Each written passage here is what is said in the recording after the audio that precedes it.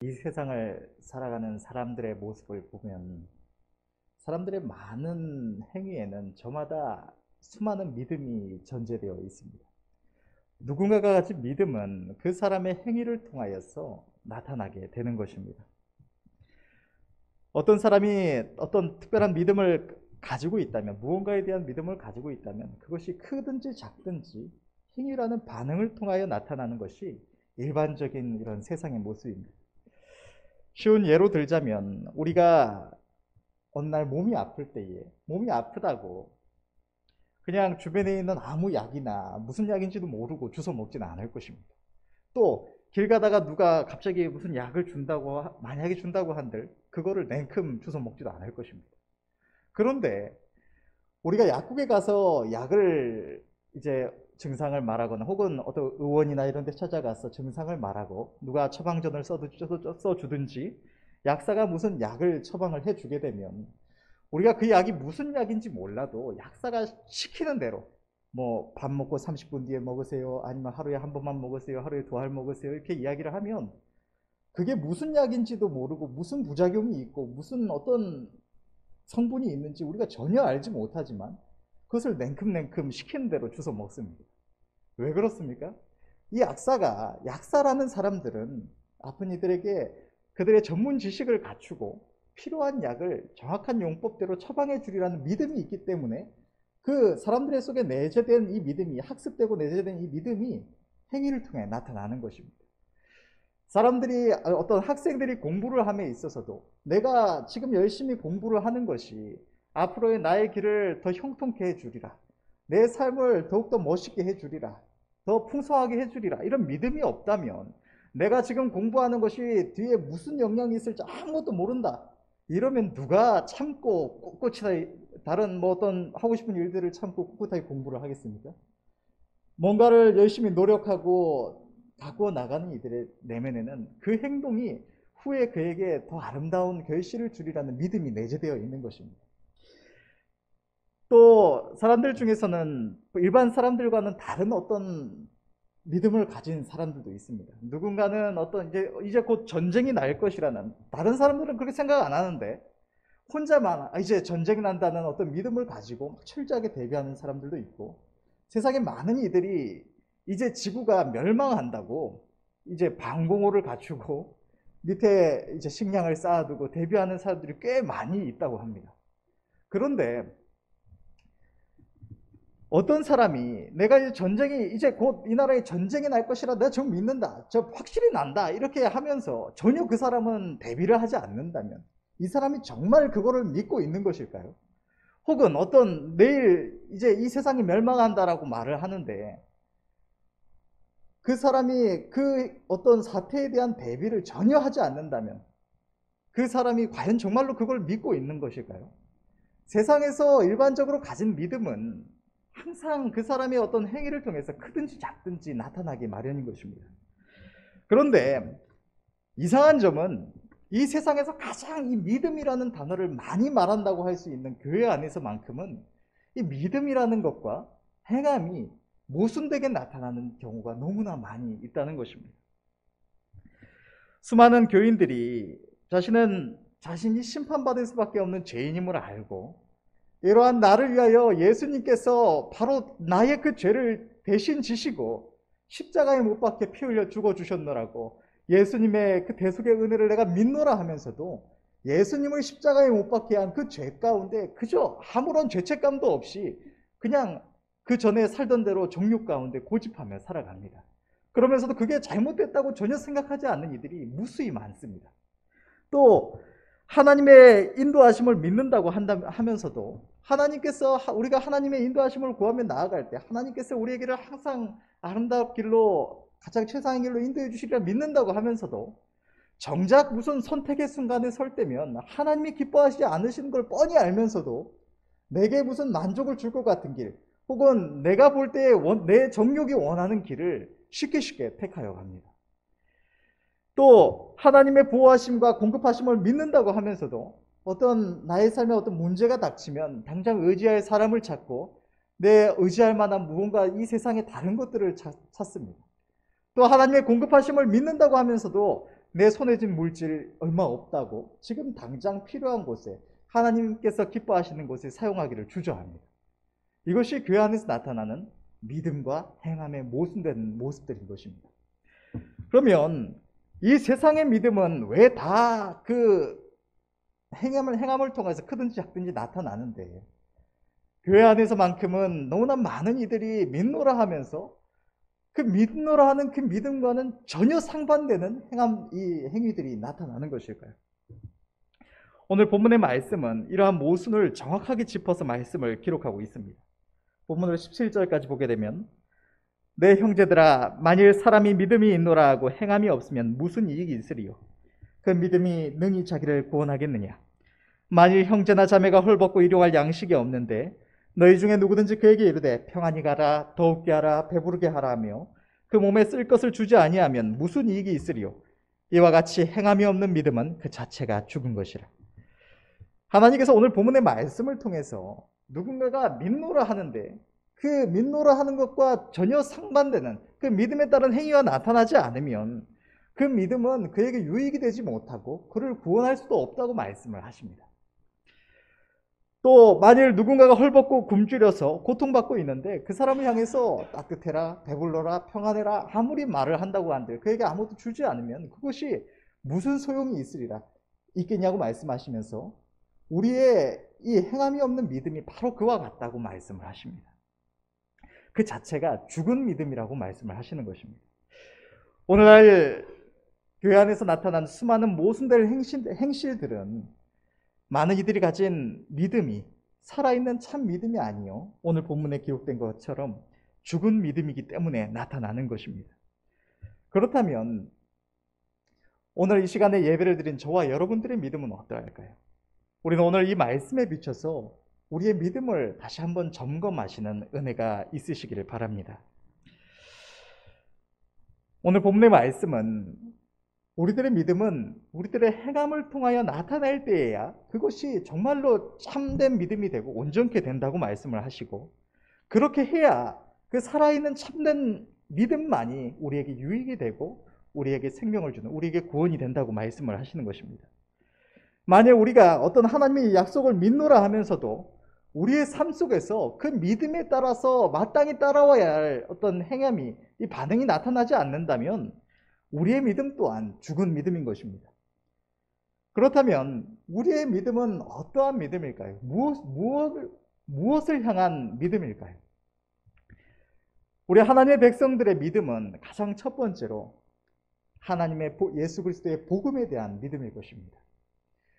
하나님께서 태초에 하나님의 형상대로 존귀하고 영광스럽게 창조하신 우리는 태초에 아담 안에서 하나님 앞에 범죄하였고 하나님을 떠나서 하나님과 원수된 존재가 되었습니다. 그저 성경에 기록된 이 옛날 이 말씀만이 아니라 우리가 하나님께서 우리 각 사람을 불러주셔서 은혜 입기 이전에 우리 모두는 다 하나님을 찾지도 않고 내가 누구에게 지으심을 받았는지 또 나를 지으신 이가 무엇을 기뻐하시는지 우리의 삶의 참된 목적이 무엇인지 내가 어떻게 살아가야 하는 것이 참 의롭고 선한 길인지 생각지 않고 그저 내 마음의 정욕대로 타고난 본성대로 그렇게 죄된 길을 고집하며 살아왔던 게 저와 여러분들입니다. 이러한 우리를 참 의로우신 하나님께서 악을 용납하실 수 없으신 하나님께서 단번에 우리를 그냥 멸하셔도 이상할 것이 없는 더럽고 추한 죄인된 존재들이 우리들인데 하나님께서 이러한 우리들을 사랑하셔서 그저 멸망시키시기를 기뻐하시지 않으시고 태초에 우리를 구원하실 것을 작정하시고 때가 되었을 때 2000년 전에 우리 주님을 이 땅에 보내주셔서 우리의 죄를 대신 지게 하신 것입니다. 우리는 마땅히 이 땅을 잠시 잠깐 살아가다가 영원한 형벌을 받을 수밖에 없는 추악한 죄인들인데 예수님께서 우리를 위하여 이 땅에 오셔서 하나님이신 그분이 죄가 없으신 그분이 우리의 죄를 대신 지시고 이 저주와 형벌이 십자가 위에서 처절하게 피 흘려 죽어주셨기 때문에 하나님께서 그 예수님의 보혈로 말미암아 우리의 죄를 대속하시고 우리를 의롭다 하여 주신 것입니다. 영원히 멸망할 수밖에 없었던 그것이 당연한 죄인된 우리들이 예수님의 이 보혈의 공로로 의지하여서 구원함을 받게 되고 이제 영원한 생명을 얻은 것입니다. 영원히 멸망할 수밖에 없었던 죄인이 하나님의 거룩한 백성이 되고 영광스러운 하나님의 자녀가 된 것입니다. 이것이 우리들의 믿음입니다. 우리의 삶은 이제 이 땅을 위한 삶이 아니라 저 천성을 바라보고 살아가는 삶이며, 우리의 삶은 우리 자신을 위한 삶이 아니라 우리에게 생명을 주신 우리 주님을 위한 삶이 된 것입니다. 두 번째로 우리의 믿음은 하나님께서 우리에게 주신 진리의 말씀에 대한 믿음입니다. 하나님께서는 우리를 사랑하셔서 진리의 말씀으로 자기를 나타내시고, 하나님께서 지으신 우리 모든 인생에 대해서, 또 하나님 지으신 천지 만물에 대해서, 그것을 다스리시는 하나님의 역사하심에 대해서 친히 성경의 수많은 말씀들을 통하여 계시해 주셨습니다. 또 참 지혜의 말씀과 약속의 말씀들을 만 가지로 우리를 위하여 성경에 기록해 두셨다고 말씀해 주시는 것입니다. 하나님께서는 우리가 우리의 걸음을 하나님께 맡기면 우리와 동행하시며 우리의 걸음을 인도해 주신다고 약속해 주십니다. 참으로 보잘것없고 참 아무것도 아닌 존재 같은 우리들, 이 세상에서도 몇 사람 기억해 주지 않는 우리들을 우주보다 크신 하나님, 얼마 전에 목사님 말씀하셨던 것처럼 정말 헤아릴 수 없는, 우리가 볼 때 까마득히도 큰 이 우주보다도 더 크다고 아시는 하나님께서 우리 한 사람 한 사람을 세심하게 바라보시고 우리의 모든 걸음걸음을 인도해 주신다는 것, 모든 우리의 필요를 예비해 주시고 인도해 주신다는 것이 얼마나 큰 은혜입니까? 이러한 것이 하나님의 진리의 말씀 속에 약속으로 주어져 있는 것입니다. 우리가 하나님을 의뢰하면 하나님께서 우리의 보호자가 되어주셔서 우리의 모든 걸음을 지키신다고 약속해 주십니다. 하나님께서는 우리가 하나님의 기쁘심을 구하면 우리의 모든 삶의 필요를 하나님의 능하신 손으로 공급해 주신다고 약속해 주십니다. 우리가 믿음으로 하나님 앞에 나아오면 바로 이 시간 우리가 이렇게 나아온 것처럼 우리 하나님께서는 하나님 앞에 나아가는 자에게 은혜 주시는 하나님이시다, 복 주시는 하나님이시다, 믿음으로 사모함을 가지고 나아올 때 하나님은 은혜 주시며 복 주신다고 약속하시고 계시는 것입니다. 이러한 진리의 말씀들, 이 약속의 말씀들이 우리에게 주어져 있고 우리는 이것을 절대적으로 신뢰하며 의뢰해야 하는 것입니다. 셋째로 우리의 믿음은 이 하나님의 말씀과 또 우리의 삶 속에 있어 역사하시는 하나님을 통하여 나타나는 이 하나님의 능하신 능력과 전능하신 능력과 또 하나님의 아름다우신 성품에 대한 믿음입니다. 하나님은 선하시며 인자하시며 은혜로우시며 또 긍휼이 많으시며 능력이 한이 없으시며 모든 것을 아시는 분이십니다. 하나님은 그가 계시하신 이 성경의 말씀을 통해서 우리에게 이것을 알게 하여 주셨을 뿐만 아니라 우리가 하나님을 사랑하며 하나님을 의뢰하여 나아갈 때, 하나님의 도우심을 구하며 나아갈 때 친히 우리의 삶 속에서 역사해 주셔서 우리 하나님이 얼마나 좋으신 분이신지, 우리 하나님이 얼마나 지혜로우시고 능력이 있으신 분이신지 우리에게 그것을 경험하여 알게 하여 주시는 것입니다. 우리의 믿음은 바로 이것입니다. 우리의 믿음은 우리에게 영원한 생명을 주시는 하나님의 사역과 하나님의 보배롭고 은혜로우신 약속들과 하나님의 전능하신 능력과 지극히 선하시고 아름다우신 하나님의 성품을 향한 믿음이며 나의 영원한 동행자가 되시는 우리 하나님을 향한 믿음인 것입니다. 우리들의 이러한 믿음은 어떻게 나타나야 할까요? 이 믿음에 대한 반응은 무엇일까요? 제 자신의 믿음도 또 여러분들의 믿음도 바로 이와 같을 줄로 믿습니다. 그런데 우리들의 이러한 믿음은 허상일 수가 있습니다. 우리의 행함을 통해서 이 믿음이 우리의 삶 속에 나타나지 않는다면 그것이 죽은 믿음이기 때문입니다. 우리가 하나님의 약속의 말씀과 하나님의 성품에 대해서 들을 때에 우리 하나님의 이 은혜로우신 약속들이 우리들에게 주어졌음을 인하여 때때로 우리의 마음이 어떤 감동으로 벅차고 어떤 용기, 담대함을 얻고 용기가 생길 수 있습니다. 그러나 이것은 어쩌면 일시적인 감동일 뿐 참 믿음, 살아있는 온전한 믿음에 기반한 것이 아닐 수가 있는 것입니다.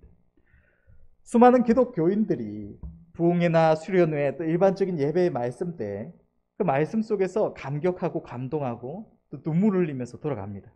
그리고 나서 이전과 전혀 차이가 없는, 내가 믿노라 하는, 내가 감사하며 찬양하며 눈물을 흘리며 받았던 그 말씀과 전혀 상반된 삶을 살아가는 것입니다.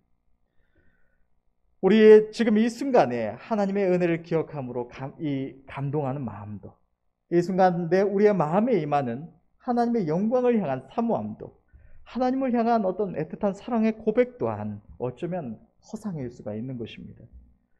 우리의 행함으로 나타나지 않는 모든 믿음은 죽은 믿음이기 때문입니다.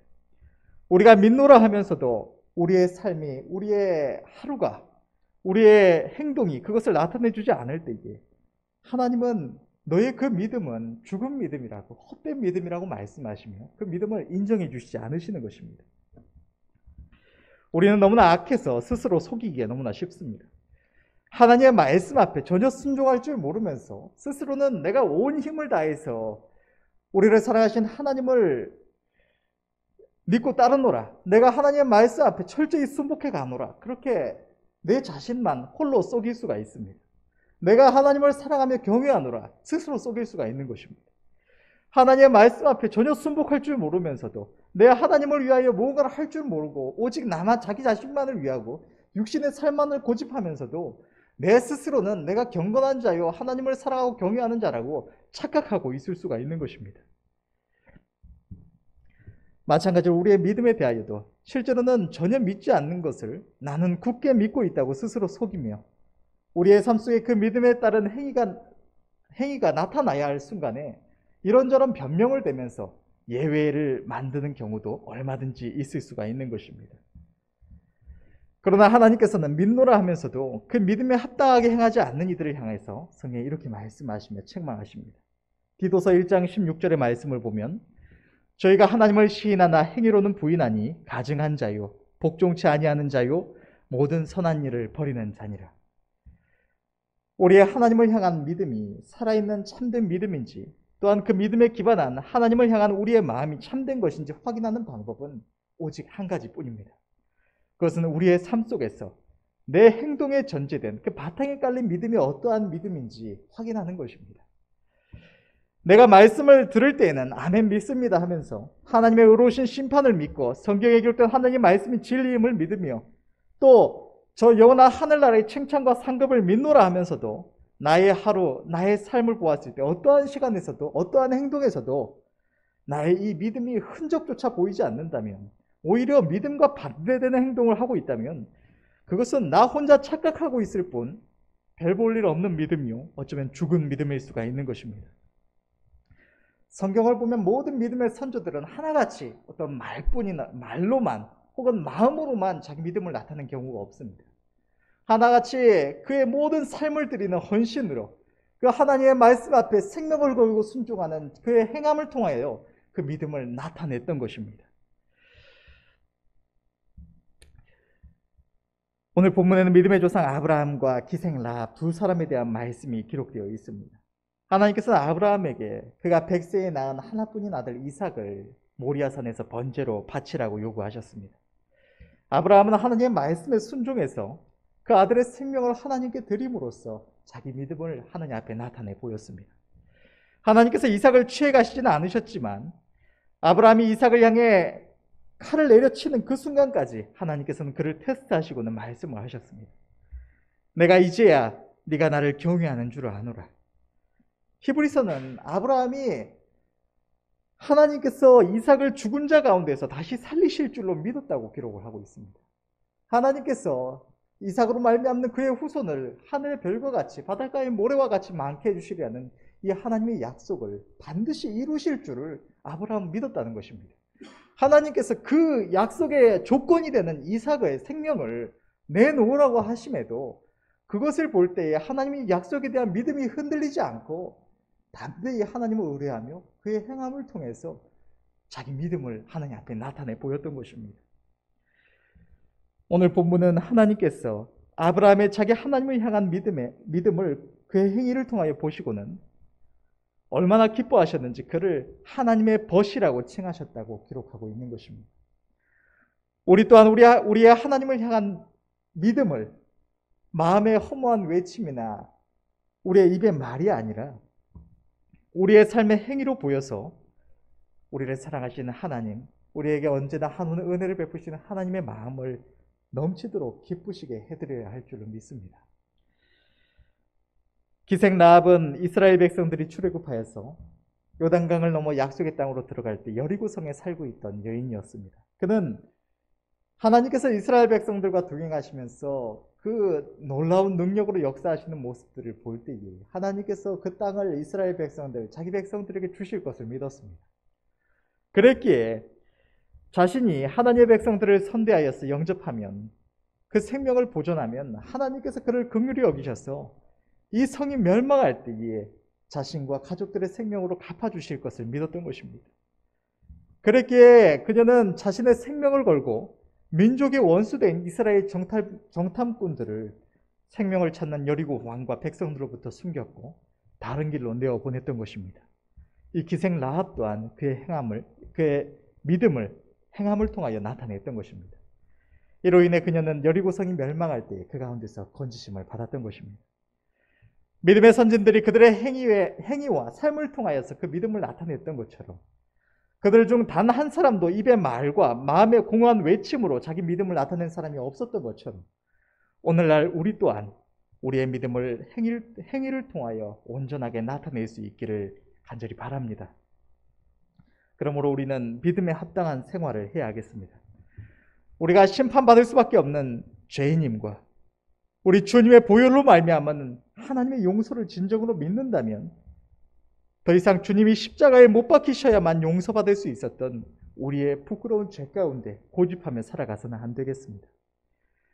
내가 내 마음이라고, 내가 하고 싶은 것이라고, 내가 즐기는 것, 내게 이익이 되는 것이라고 생각하며 하나님의 뜻을 외면한 채 행하는 모든 행위, 우리의 정욕을 쫓아 행하는 모든 행위와 그러한 삶이 나의 가장 큰 죄요, 주님이 십자가에 못 박히셔야만 했던 원인임을 진정으로 믿는다면 우리는 그 행위를, 정욕을 쫓아 내 만족을 위하여 사는 삶을 더 이상 고집하지 말아야 하겠습니다. 부끄럽고 추한 죄로 인하여 반드시 죽을 수밖에 없었던 나를 용서하시고 은혜 베푸신 하나님, 우리가 이 땅을 살아가는 동안 날마다 한량없는 은혜와 위로를 주시는 하나님의 사랑을 믿는다면, 그리고 우리도 하나님을 사랑한다면 입의 말이 아니라 하나님을 가까이 하는 우리의 행위로, 우리에게 있는 가장 귀한 보배압을 주님을 위하여 기꺼이 드리는 우리의 헌신으로 하나님께서 우리에게 무엇을 말씀하시는지, 하나님은 무엇을 기뻐하시는 분이신지 하나님의 말씀을 통하여 살피고 그것을 전심으로 행함으로, 또 기도할 때에 하나님의 선하신 뜻을 구하며 하나님과 교제함을 통하여 우리의 하나님을 향한 사랑을, 우리의 하나님을 향한 믿음을 우리의 행함을 통하여 나타내야 할 줄로 믿습니다. 또한 하나님께서 우리에게 은혜로 주신 수많은 약속들을 진정으로 믿는다면 입의 말로만 믿노라 할 것이 아니라, 그저 생각으로만 내가 믿노라고 하나님께서 이러한 약속을 주셨다고 기뻐할 것이 아니라 그에 합당하게 나의 삶을 하나님의 약속에 걸고 그 말씀에 의뢰하여서 살아가야 할 줄로 믿습니다. 우리가 하나님의 크신 은혜와 사랑을 입은 하나님의 자녀임을 알고 하나님이 진정으로 살아계셔서 우리들의 모든 삶 속에 친히 역사하심을 믿는다면 범사의 그 하나님을 바라보며 담대함을 얻고 모든 순간에 오직 하나님의 기쁘심을 구하며 생각할 줄을 알아야 합니다. 하나님의 공급하심을 믿는다면 내 손에 있는 몇 푼의 물질 손에 꼭 쥐고 있으려 하지 말고 청지기답게 지금 당장 하나님이 무엇을 기뻐하시는지 헤아리며 그것을 위하여 사용해야 하는 것입니다. 하나님의 인도하심을 믿는다면 내 생각을 버리고 하나님께 결정권을 넘겨드려야 합니다. 하나님의 칭찬과 상주심을 믿는다면 하나님의 나라를 위하여 충성하며 봉사해야 하는 것입니다. 무엇보다 우리가 하나님의 영원한 심판을 진정으로 믿는다면 우리는 복음을 전해야 할 줄로 믿습니다. 우리가 하나님의 심판을 믿으며 그것이 정말로 코앞에 임박했음을 진정으로 믿는다면 사랑하는 이들을 보면서 지금은 때가 아니라고 어떻게 가만둘 수가 있을까요? 제가 며칠 전이 아니죠. 어제까지도 오늘 점심에도 봤네요. 그리고 저희 밥 먹을 때 보는 드라마가 한 편이 있는데 요즘에 사냥개들이라고 하는 그 드라마가 한 편이 있습니다. 거기 보면 굉장히 성실하고 정의감이 넘치는 이 복서 청년이 하나가 나옵니다. 이 청년이 그 어떤 은퇴한 사채업자 밑에서 이제 일을 하게 되는데, 그러면서 아주 중요한 어떤 임무를 받고 나쁜 사람들을 미행하던 중에 그 사람들이 누군가를 죽이려고 하는 모습을 봤습니다. 자기는 들키면 안 되는데, 미행하고 있었기 때문에 내가 미행하고 있다는 걸 들키면 안 되는데 절대로 들키지 않도록 조심하라고 그렇게 경계를 받고 그 임무에 임했는데, 그 나쁜 놈들이 사람을 때려서 죽이려고 하는 모습을 보고 뛰쳐나갑니다. 그 바람에 이제 그 나쁜 놈들이 미행하고 있다는 것을 알아채게 되고, 이제 이 청년이 속한 이들이 좀 어려움을 겪게 되는데, 거기서 나오는 말 중에서 그런 게 있습니다. 왜 거기서 뛰쳐나가서 이렇게 다 망쳤느냐고. 왜 상관도 없는 사람인데 거기서 뛰쳐나가서 그렇게 이 꼴을 만들었냐고 막 뭐라고 질책을 들으니까 이 청년이 했던 말이 이런 말이 있습니다. 만약에 당신의 일을 형통케 해주기 위해서 내가 당신의 일을 형통케 해줄 테니까 사람 한 명만 죽이라고 하면 죽일 수가 있겠느냐. 이 청년이 여기 속해서 일하게 된 게, 엄마가 사채 빚을 져가지고 꼼짝없이 큰일 나게 생겼으니까 어떻게든 도움을 청하다가 이 사람이 은퇴한 사채업자가 지난날의 삶을 회개하면서 이렇게 좋은 일을 하면서 이렇게 그런 어려운 이들에게 돈을 빌려주는 역할을 하고 있었는데, 청년이 여기서 돈을 빌려다가 이제 엄마의 빚을 해결해 주면서 여기서 일을 해야만 하지 않으면 꼼짝없이 자기가 이 큰 돈을 어떻게든 물어내야 되는 상황에 처했으니까 절박한 심정으로 이 일을 임한 겁니다. 그런데 이렇게 망치고 나서 당신 이제 나올 필요 없다고 뭐라고 책망을 하니까 이 청년이 했던 말이 이런 말이 있습니다. 사람이 눈앞에서 죽어가고 있는데 내가 어떻게 그냥 모른 척하고 지나갈 수가 있겠냐고. 내가 이 일을 반드시 해야 하지만 누군가가 죽어가고 있는데 내가 어떻게 그것을 외면하고 그냥 해야 하겠니? 그게 맞는 거냐고 이렇게 말하는 장면이 나왔습니다. 그런데 이거 말씀을 묵상하고 하면서 이 장면이 자꾸 생각났는데, 여러분, 우리가 하나님의 심판을 진정으로 믿는다면, 하나님께서 곧 이 땅을 심판하실 것을 진정으로 믿는다면, 진짜로 육체가 죽어가는 이 사람만 문제가 아니라 우리 주변에 수도 없이 많은 사람들이 영원한 지옥의 형벌에 들어갈 게 눈앞에 뻔히 보이는데 가만히 있을 수 있다면 오히려 이상한 일이 아니겠습니까? 우리가 하나님의 심판을 진정으로 믿는다면 어떻게든 설령 아직 하나님께서 우리를 연단하시기 위해서 혹은 어떤 하나님이 작정하신 때가 이르지 않아서 어떤 전도의 문을 온전히 열어주시지 않으시고 어떤 역사하심이 나타나지 않는다고 할지라도 하나님께 이 영혼 어찌하냐고, 하나님 이 불쌍한 영혼들을 어찌하냐고 하나님 앞에 간절히 구하며 도우심을 청해야 하지 않겠습니까? 어떻게든 단 한 영혼이라도 살리고자 애를 쓰는 것이 우리의 마땅한 본분이 아니겠습니까? 이 땅에 성령을 부으시고 수많은 영혼들을 구원하시는 구원의 역사와 그 때는 하나님의 손에 있습니다. 그러나 그 때와는 별개로 우리에게는 주님이 맡기신 사명이 있는 것입니다. 디모데후서 4장 2절의 말씀이 이렇게 기록하고 있습니다. 너는 말씀을 전파하라. 때를 얻든지 못 얻든지 항상 힘쓰라. 범사의 오래 참음과 가르침으로 경책하며 경계하며 권하라. 우리는 이 복음을 위하여 날마다 애써 전하며 힘써 전하며 또한 무엇보다 이것을 위하여 전심으로 기도해야 하는 책임이 있는 줄로 믿습니다. 하나님이 비록 정하신 때가 있고 그때까지 잠시 숨겨두셔서 우리 교회를 연단하신다고 하시더라도 우리가 이 복음의 사명과 책임으로부터 그때까지 자유롭다고는 절대로 말할 수가 없을 것입니다. 공간복음서를 보면 예수님께서 가버나움의 집에 들어가셨을 때 일이 기록되어 있습니다. 예수님의 행하신 능한 이 사역들을 수많은 소문을 통하여 듣고 접한 너무나 많은 사람들이 예수님께로 몰려들었습니다. 온갖 병에 걸린 자, 귀신 들린 자, 조금이라도 아픈 이들이 혹은 은혜 입고자 하는 이들이 수도 없이 예수님께로 몰려들었습니다. 그런데 그렇게 해서 예수님이 들어가신 그 집 주변이 온통 가득 차서 사람들이 어떻게 들어갈 수 없는, 움직일 수 없는 상황이 되었을 때에 어떤 사람들이 한 중풍병자를 침상채로 네 사람에게 메워서 주님께 데려오고자 했습니다. 그런데 그 집 주변에 워낙 사람이 많아서 주님께 가까이 갈 수가 없으니까 이 사람들이 들어가기를 포기한 것이 아니라 주님이 계신 곳에 지붕으로 올라가서 지붕을 뜯고 그 중풍병자가 누운 상을 공중에서 줄로 달았어요. 주님 앞에 일게 한 것입니다. 이때 그 집안에 있던 사람들은 다 크게 놀랐을 것이고 어쩌면 정말 당연한 이야기지만 분노하며 짜증냈을지도 모릅니다.